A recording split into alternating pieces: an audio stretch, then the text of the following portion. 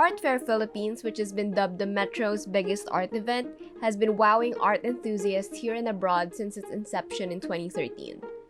For 2021, they're moving to the digital space where everyone is free to view art by local and international artists for 10 whole days, from May 6 to 15. As we count the days before the big opening, we look back at some of our favorite Art Fair Philippines installations.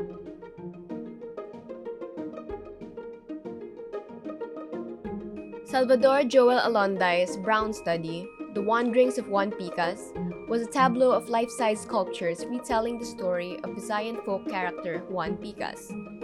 Legend has it that he was born with one leg, one arm, one ear, one eye. Well, you get the picture. For Art Fair Philippines 2020, Alonday imagined the other characters that Juan Picas could have met in his journey. Walking into Julie Liuch's solo exhibit at Gallery Stephanie's booth on the 7th floor was like walking into every Pinoy's nightmare. An entire tragic history rolled into a single room.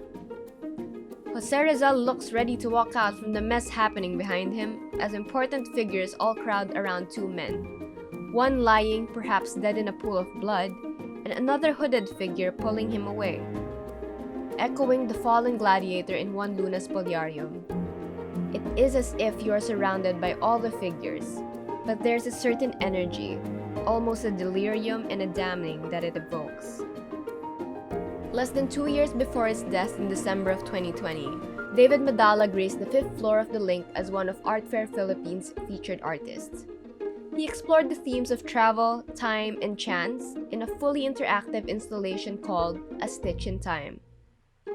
Viewers were encouraged to use the available needle and thread to sew small objects and pieces of textured cloth on the huge tapestry, representing the time they've spent on what's now a collaborative work.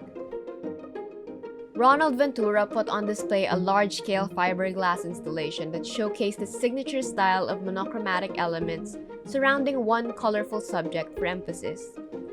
He turned his space into what seemed to be a scene from a dream. Masked characters, blobs of blacks and grays, and cloud-like figures. And as the title said, it wasn't a dream, but rather a scene inspired by frequent flooding in the artist's hometown in Malabon. Pamela Yan Santos encouraged attendees of Art Fair Philippines 2016 to kick off their shoes and step into a space for respite.